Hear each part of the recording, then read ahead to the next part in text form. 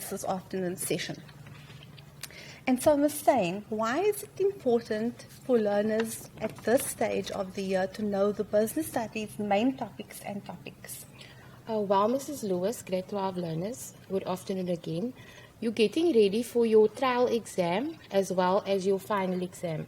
So when you know these main topics and when you know the subtopics, you're actually planning on what, or you're thinking about what your plan of action will be for that trial exam and for that final exam. So it's actually all about strategy then, is that what you're saying? Yes, of course. And so if we look at the list of main topics and topics on the slide, we'll notice that there are 4 main topics. And each of them has their topics that needs to be covered to ensure that you then cover all the content for each of these sections. So would you like to go ahead and look at business environments? Okay, so grade 12 learners, for business environments, for the year you've covered the impact of recent legislation on business, response to demands for redress and equity. You've looked at strategies for a business to use in its response to the challenges of the macro business environment. And lastly, you've also looked at business sectors and their environments. Okay, and so learners for business ventures, you covered management and leadership in term 2.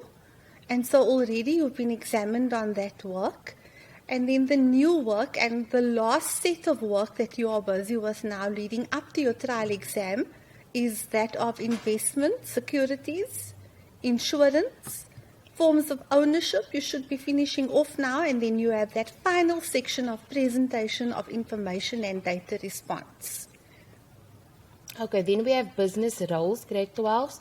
You've also been examined in June extensively on business roles because there was about 2 questions in section B. So you've covered professionalism and ethics, creative thinking, which you've done since grade 10 already, corporate social responsibility, team performance, which you started in grade 11 and repeated in grade 12, and then also human rights, inclusivity, and environmental issues. And then finally, grade 12, for the main topic, business operations, there are only 2 topics to cover, and that is that of human resources and quality of performance within the business functions. Now, why this is so important is having that plan or that strategy to answer the examination questions and choosing the correct question. So we all know that question 1 is compulsory, and that those are your multiple choice questions, your matching column questions, and your connecting the term to the correct statement question. And so grade 12s, all of you know that you need to do that question, and you need to do it in the quickest amount of time possible so that you score a few extra minutes that you can possibly use for your essay questions. But then in section B you have a choice of, you are given 5 questions and you have a choice of 3 questions. And so Ms. Stein's going to share with you why knowing your main topics is so important to making the correct choices in section B and section C. Okay, so grade 12 learners, when you focus on one topic only, you will be able to score a total of 125 marks. For instance, if you take environments and you are looking at question 1, you will be able to answer that section. If you look at section B, question 2, that is based on environments. If you look at question 6, part of question 6 is based on environments. And then question 7 is also based on environments. So just by studying that one topic, you will be able to answer section A, section B, as well as section C.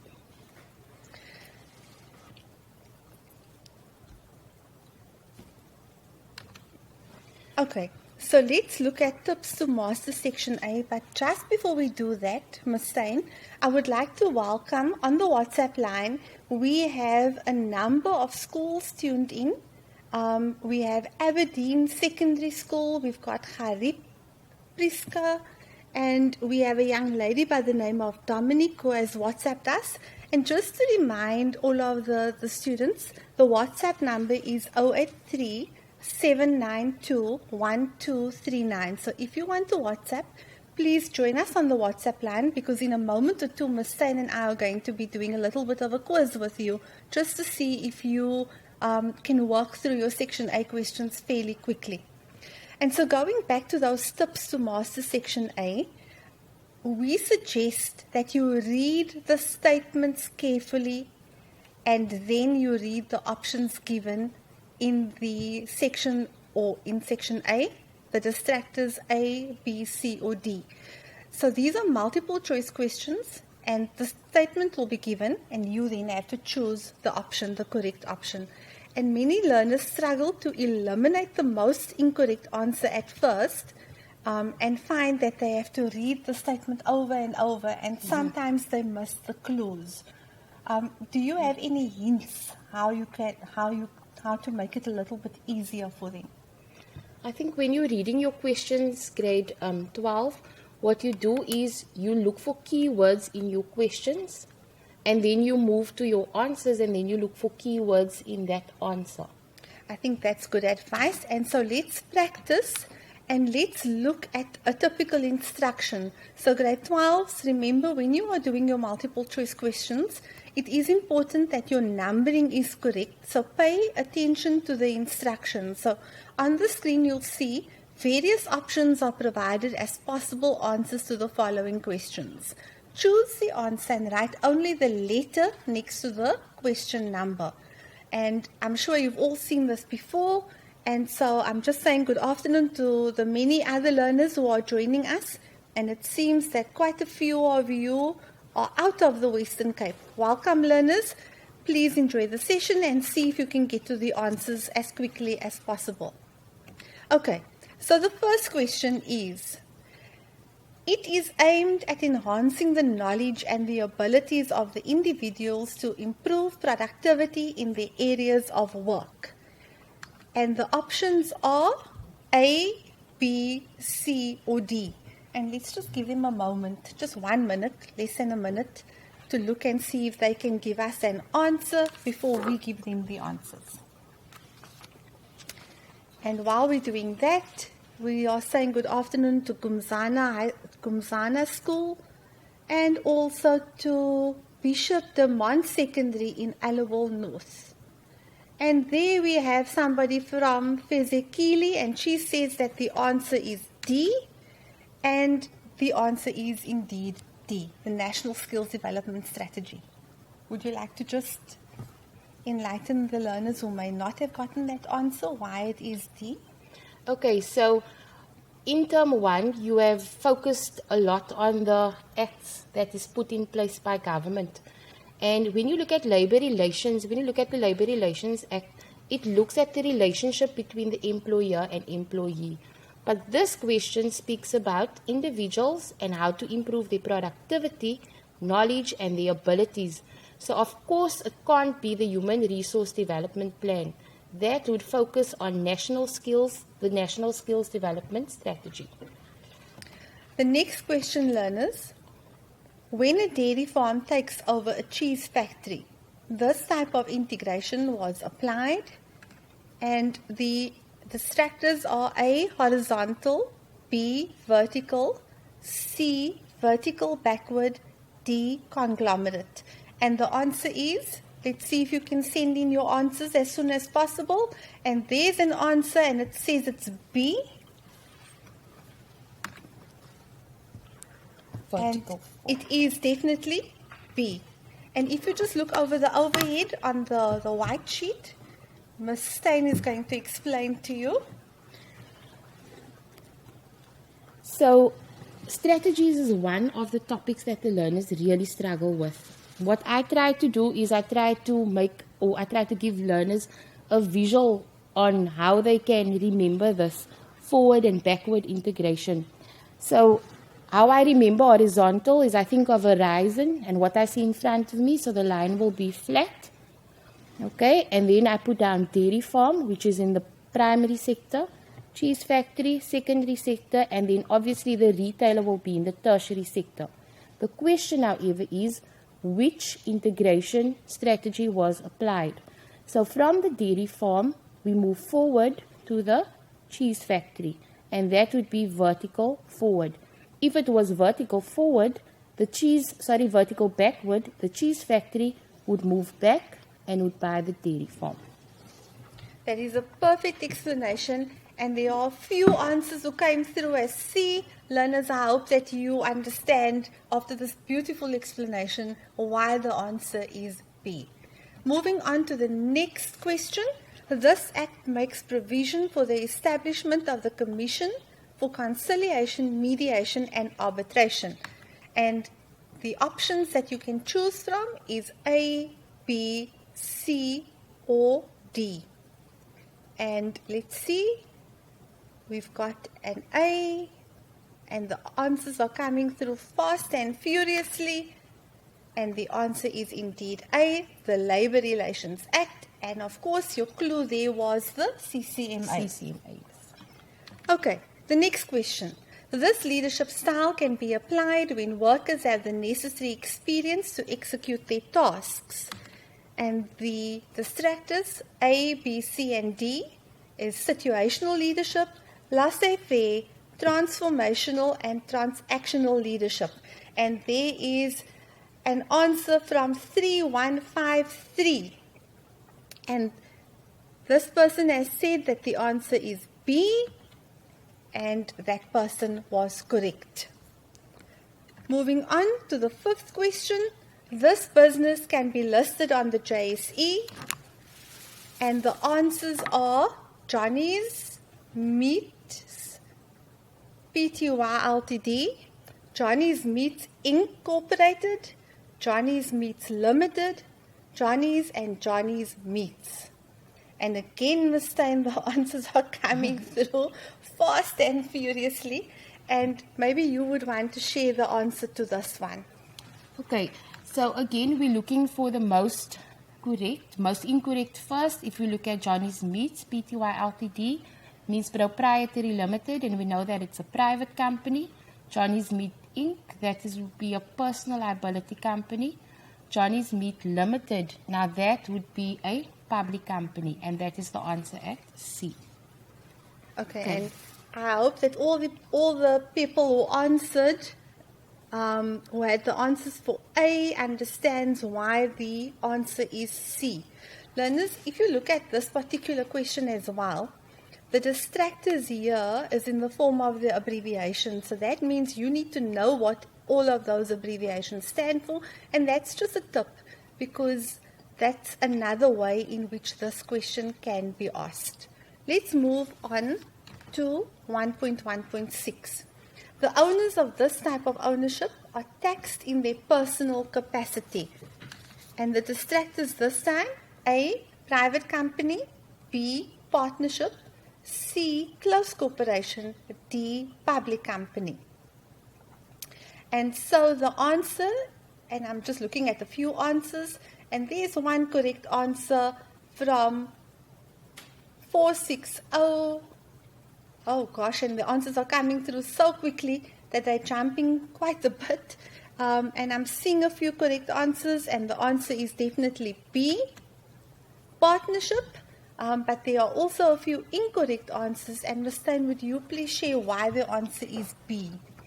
Okay, so the private company, closed corporation, and public company, grade 12 learners, those businesses are separate from its owner. Whereas a partnership, the owner, remember when it comes to liability, the owner they first take the business's possessions, and they also take the personal possessions to pay for that liability, which means that the partner and the business is seen as one, and therefore they have to pay tax in their personal capacity. And that was such a beautiful explanation. I hope that answers your question 9651. And because this is the forms of ownership question, and because this is one of the sections that you are still busy learning at the moment, or you've just finished off, it is advisable to go through a few past question papers and just work and practice as many as you can, so that you become more and more familiar with the work. Let's move on to the next question. And this is one based on team dynamic theories. This team dynamic theory focuses on the roles that team members prefer to play in a team. And the options here are A, B, C, or D. And I think for this one was saying, let's give them the answer. In fact, there are 2 or 3 of them that's ahead of us, and they've given us the answers of B and C, but the answer in fact is A, and that is McAddison McCann. Moving on to 1.1.8, conflict between an employer and employee can be seen as A, B, C, or D. I wonder which they would choose. And 4524, you were the first one to give us the correct answer, and that is indeed a grievance. So I think that these learners are working nicely in terms of the multiple choice questions. So for the next 2, let's work through them fairly quickly. So 1.1.9, Sipo's Dairy produces fresh milk and operates in the sector. And I wonder if we're going to see any movement on the WhatsApp line, and we've just had it, and the answer is in the primary sector. And the answer indeed is D and not A. And then 1.1.10.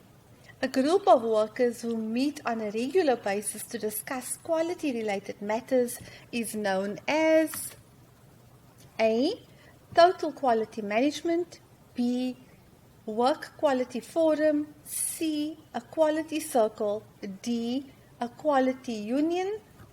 And, oh gosh, there's one young person who's giving me 2 answers in the form of 1.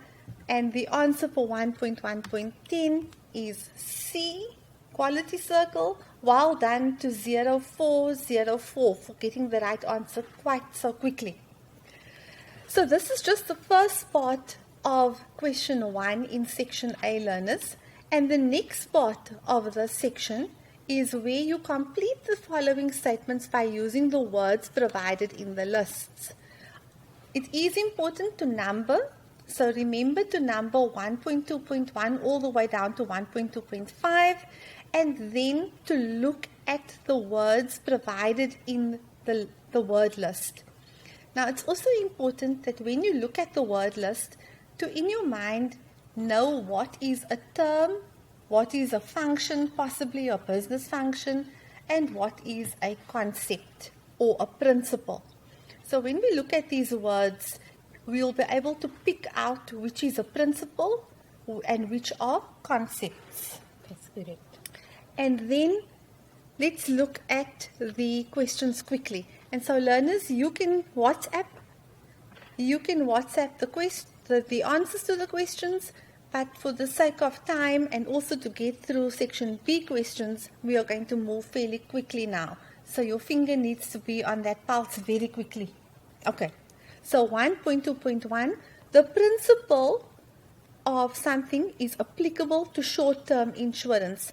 And just to show you quickly what the word list is again. And so it's jumping out at me. Is it jumping out at you, Ms. Stein? Yes, it is. And so the principle of indemnification. Well done to 7559809. You have the right answer, even though it's not spelled correctly. So maybe just take notice of the spelling. The next one. The right of the employee to join a trade union is an example of a, and just to show you the word list again, what kind of right? And the answer there is an economic right. Well done to 8487. 1.2.3, an example of a compulsory deduction is, and the answer here is UIF. And well done to 9653153 who came in with that answer very quickly. A set of expected behavior is known as, and the answer here, Ms. Stein. The answer there is ethics. And then 1.2.5, checking every step in the production process to prevent mistakes is referred to as quality assurance. And 3928487 was very to send us that answer. If I can just say, Mrs. Lewis, I find that the learners, they confuse quality assurance and quality control, and this is the question where they can lose up to 4 marks. So please remember that quality assurance, we're checking at every stage of the production process. We had a wonderful opportunity. We've been to Peninsula Beverages with the junior achievers this past 2 weeks. And it's so amazing because we got the experience of seeing how Coke is made, Coke is bottled, and how it goes through the whole production process.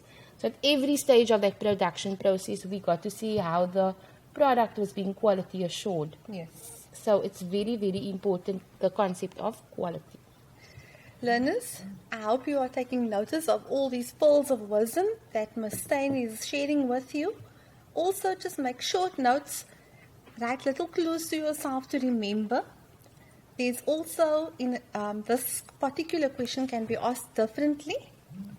They can be asked to distinguish between quality assurance and quality control, for example, and this then would become a typical Section B question. So this aspect of the work is very important. It's very important to understand that when there's a concept that you are dealing with, it's important to know the definition that's associated with that particular concept. At this point, we are going to move on to the matching column aspect of Section A. Now, this is the section that most of you can score 10 easy marks with, but you don't. You sometimes get 6 out of 10 or 8 out of 10. And really, it's just about distinguishing again in column A which of those concepts or words or terms are a concept, a function, possibly a tool to determine analysis of an environment, etc. And then to look at the options that are given in column B. And so we're not going to take too long on this section so that we can move on to Section B questions, but let's look at the answers. So 1.3.1, the answer would be D. 1.3.2, the answer would be J. All of the employees have equal opportunity for promotion. 1.3.3, G. Develop the mission statement of the business. 1.3.4, B. Various alternative solutions are considered before choosing the best one. And then finally, 1.3.5 is I. Used by businesses to assess their microenvironment. And so, learners, that concludes the section on Section A and Question 1. Moving on to tips to master Section B. Now, Section B is a slightly longer section, but at the end of it, you could potentially score 180 marks. So when you are choosing your questions for Section B, it's important that you choose them correctly. It's also important that you choose the corresponding Section C question so that there's alignment within the topic that you are studying. And you are wanting to study all the work within the topic so that you can choose your questions in an informed way, but also answer as much of the question as you possibly can. Remember, the more marks you score per question, the higher your overall mark for the examination paper. And so, when mastering Section B, remember to study all the content under each of the main topics. Study one topic at a time, then move to the next topic.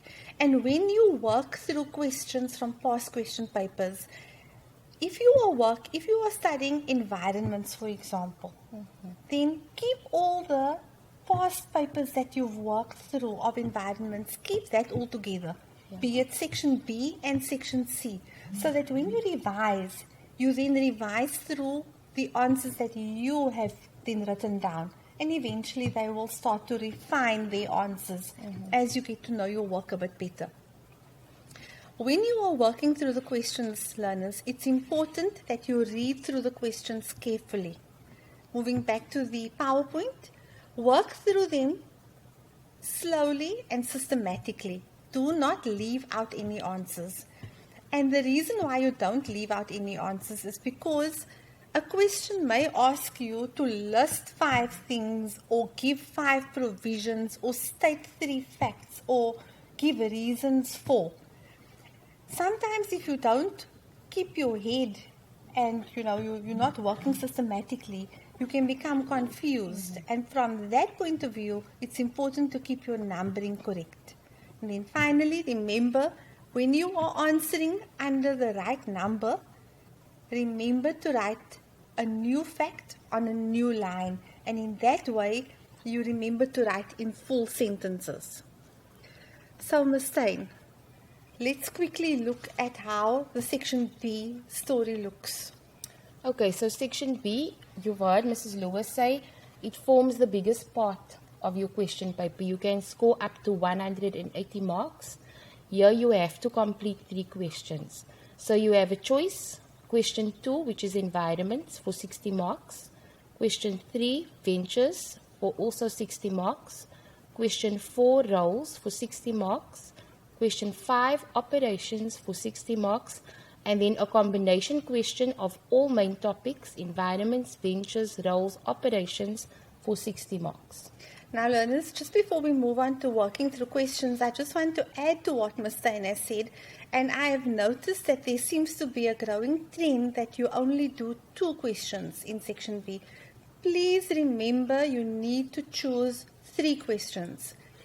If you know that you have not learnt all your work, then choosing question 6 is not going to be a viable option, because it means that you're not going to be able to answer some part of the question, and that means you're not going to score your maximum marks. So now that you know you need to choose 3 questions, let's look at typical section B type questions. Now this question you would find in question 2, which is a business environments question, lists 3 types of defensive strategies.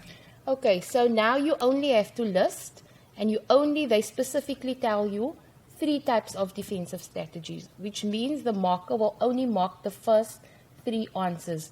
Even if your number 4 and number 5 is correct, and 1 and 2 is incorrect, we are only allowed to mark the first 3. So, defensive strategies, retrenchment, divestiture, as well as liquidation.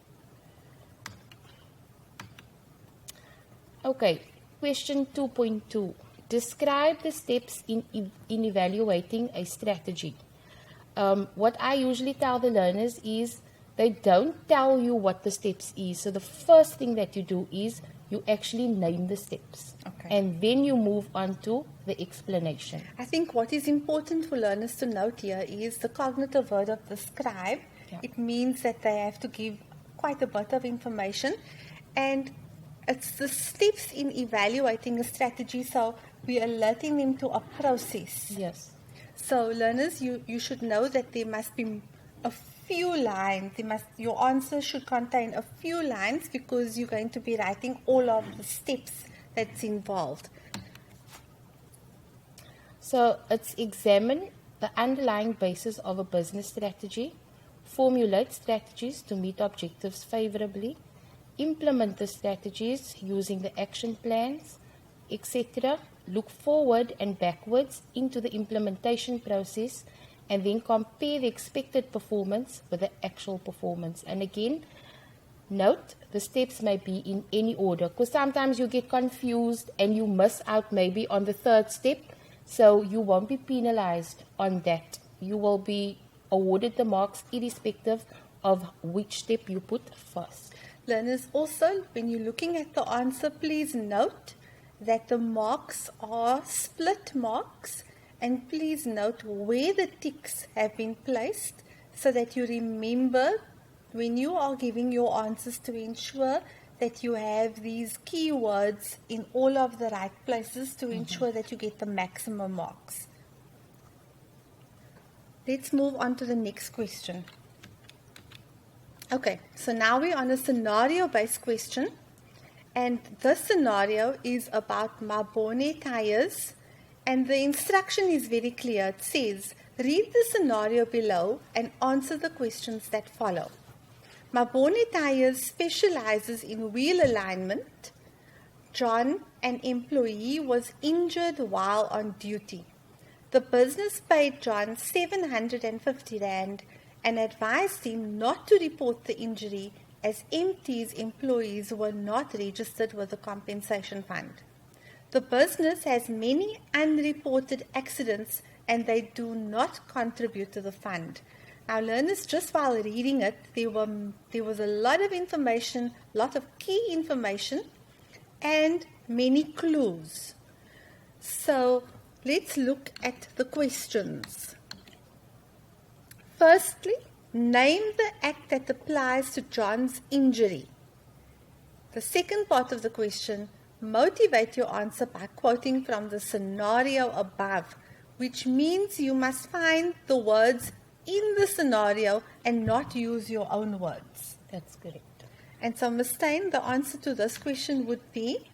Compensation for Injuries and Diseases Act, or COIDA. And your motivation, it comes straight out of the scenario. John got injured at work, and that was for a maximum of 3 marks.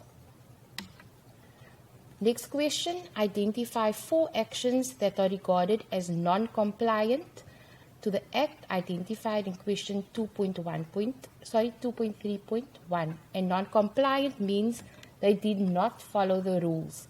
And again, straight out of the scenario, grade 12, MT bribed John with 750 Rand. And you can see that's already wrong. It's already against the law. Advised him not to report the injury.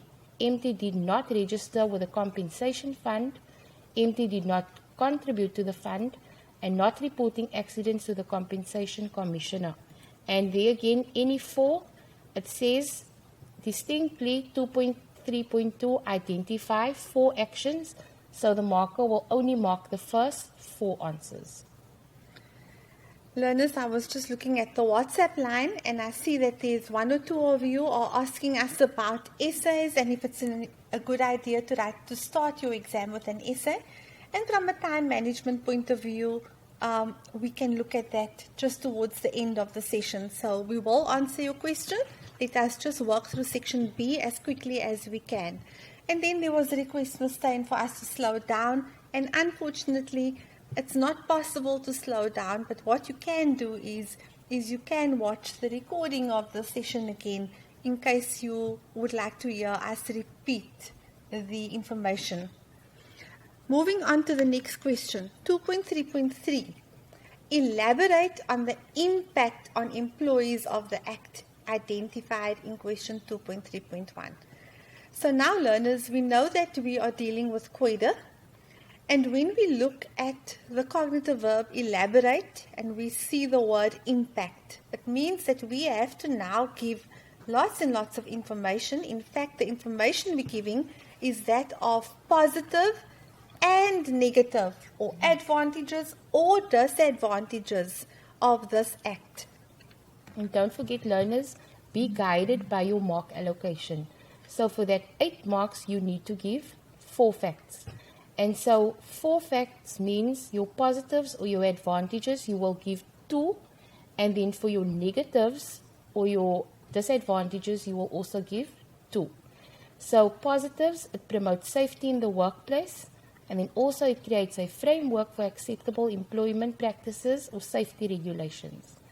If we look at the negatives, workers who are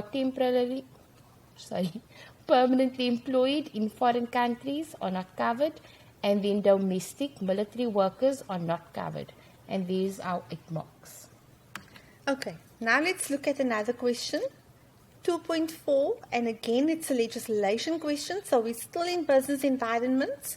Outline 5 provisions of the Basic of Conditions of Employment Act. And because you have to do 5, your cognitive verb is outline, so it's synonymous to list or state, which means you are just going to now write them one below the other, and you're going to give your 5 best answers in terms of the provisions of the Basic Conditions of Employment Act. And so you would answer by writing the word overtime, working hours, you would mention the leave conditions, meal breaks and rest periods, working on public holidays. And again, learners, because they ask for 5 provisions, you write your 5 best answers first, because anything other than that would be marked incorrectly. And remember, the marker stops marking after the first 5. The next question is describing the role of seaters. Okay, 2.5 seaters is linked to the Skills Development Act. So what do seaters do? What is their role functions? They manage the learnerships and training in each sector. They ensure that the skills requirement of different sectors are identified to establish training needs. They ensure that training is of appropriate quality to improve employability. They're responsible for skills programs to improve the skills of current workers to increase productivity. And then lastly, they assist unemployed people to enter the job market by providing skills programs. Then, Mrs. Lewis, it doesn't need to be in perfect English. No, it doesn't have to be. So, grade 12 learners, your answers doesn't have to be From memos. from memos, yes. As long as you understand what the role of seaters are, and you can write it down, new fact, new line, and you can then write 5 different facts on seaters. I just want to clarify my answer. I would just like you to note that you should focus on understanding what you are writing rather than learning memos verbatim and trying to go and answer the questions directly as it is on a memo. And so it's all about the understanding. Remember to write in full sentences and you will definitely then will score your marks. Ms. Stein, we're going to need to move on quite quickly so that we can cover the essay question, but let's look at the scenario question as well. And so, learners, here's another scenario question, and the instruction is very clear. Read the scenario and answer the questions that follow. And so, this is about Marlene's interior design, and they specialize in home decorating. Even though she charges high prices for her services, Marlene has many customers from rich suburbs because of her unique designs. It was easy to register her business as there were no legal requirements. She only needed a trading license and a small amount of capital to commence with her business. MID buys the material from Grace Textiles, which is the only supplier of interior decorating material in the area. Mfu's Home Decor operates in the same area and offers similar services at reasonable prices. Oh dear. There's lots of clues here and lots of competition as well. Identify the sector in which MID operates. Motivate your answer by quoting from the scenario. Let's quickly see if you guys can give us this answer. So, we're waiting for the WhatsApp line to start working again. Everybody's been a bit quiet. And let's refresh the learner's memory about the question. Identify the sector in which MID operates. So you're looking for sector and then you're looking for the motivation from the scenario.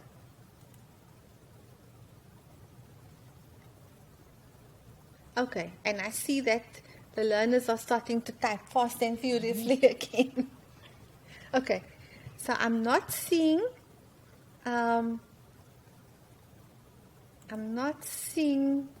an answer about the sector, so we'll help you with that one.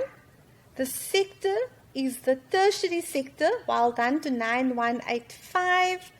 And then I just have 2 words, home decorating. And the motivation directly from the scenario is MID.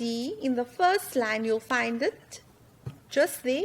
MID specializes in home decorating. And so that's what we mean when we say, please ensure that your answers come directly out of the scenario and note the sentence, the full sentence. Well done to both 0859-185 and 560-1253 for their quick response in answering the question. Now this is a follow-on question, learners. And so, name 2 other business sectors. Okay, name 2 other business sectors. Please don't name the tertiary sector again because you have already been awarded the mark. So, any other 2 sectors besides the tertiary sector? And the answers to that would be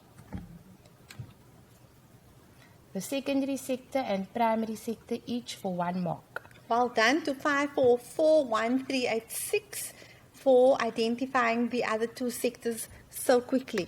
The third question, analyze the environment in which MID operates using Porter's 5 forces model. Okay, so Porter's 5, just for naming the force, you already get 1 mark, and then you further go into the analysis. You can score another 2 marks per fact, which will give you a sub-max of 3 marks per force, and then which will lead up to 12 marks. And at the end of the scenario, there was a mention of a business that was providing competition. Yes. So I'm just reminding learners to look out for the competitive rivalry force. And then the final 2 forces would be that of power of suppliers and threat of substitutes or alternatives. So remember that when you are answering this question, remember to name the force and then also to give an explanation.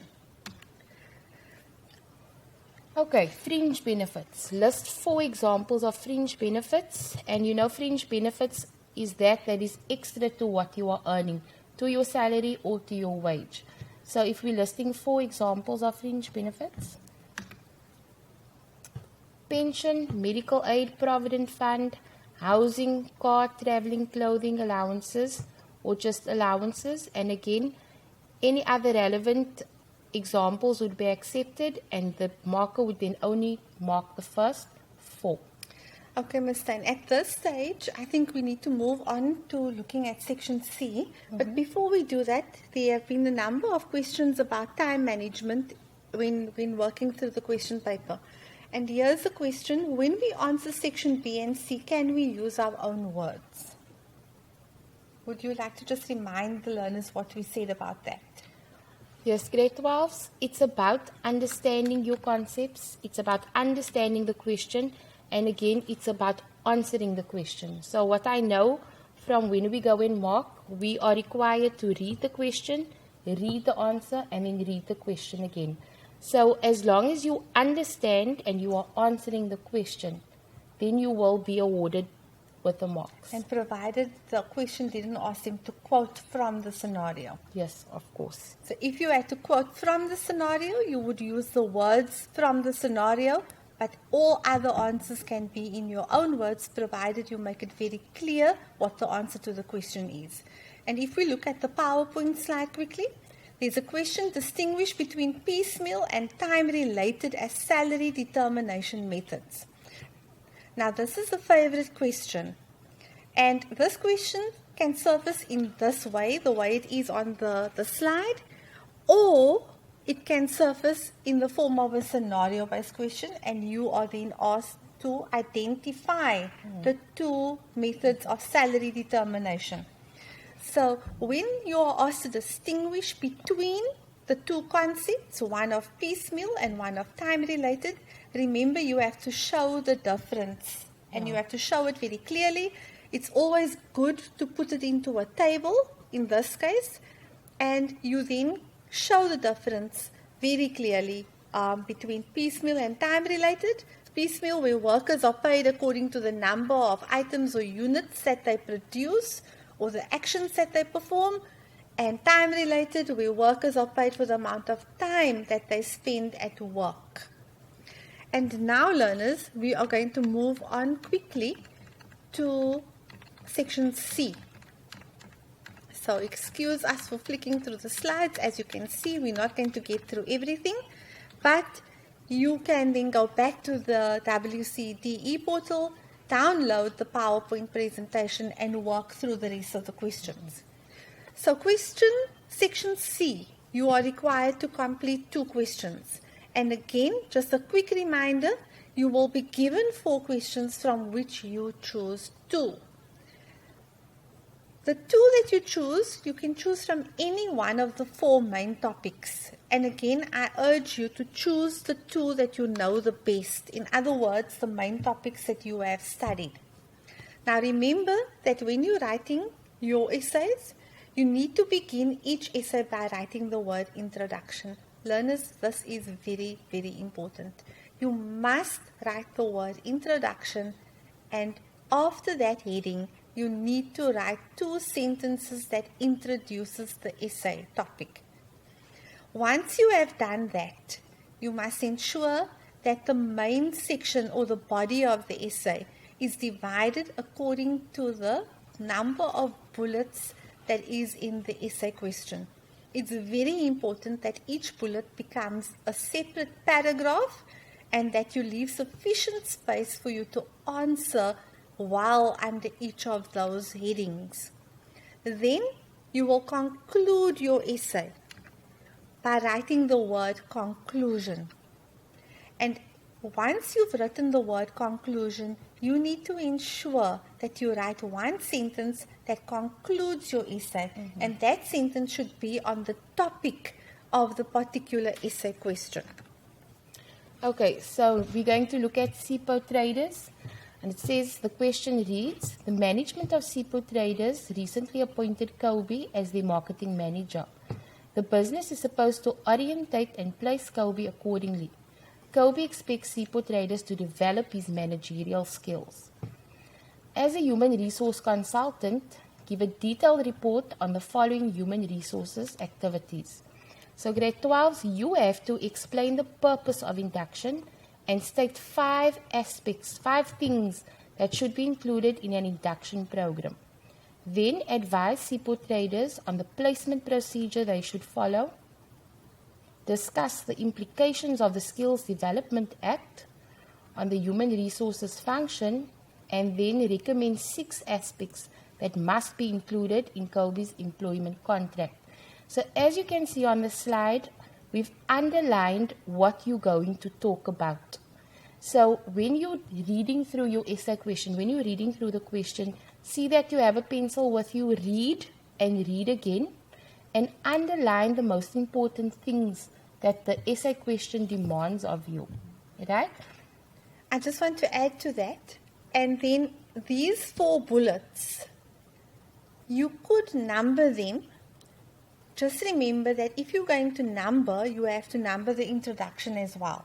Okay. So it would be, introduction would be 1. Then the second number would be purpose of induction. The third number would be placement procedure. The 4th number would be implications of the Skills Development Act. And the 5th number would be 6 aspects included in an employment contract. Then your 7th number would be your conclusion. So looking at the introduction, remember we said you have to write the word introduction. Now remember, learners, you only have 30 minutes to write an essay. So for every essay that you write, remember you only have 30 minutes. So this you must practice well before the time, and you can practice 1 essay every 2 or 3 days just to get used to doing this. So your introduction, you have to write the word and then 2 sentences. And because you're going to be looking at induction and you're looking at legislation in the form of the Skills Development Act, you can locate your essay in the human resource function, yes, and you can speak about induction. And then what you would do next is you would then go on to your first heading of the main section of the essay. So it's purpose of induction, and there you would give as much information as you possibly can. Okay, then you will look at the placement procedure, and then you would list the steps or outline the steps in the placement procedure. Again, you don't know how many marks is awarded to each heading.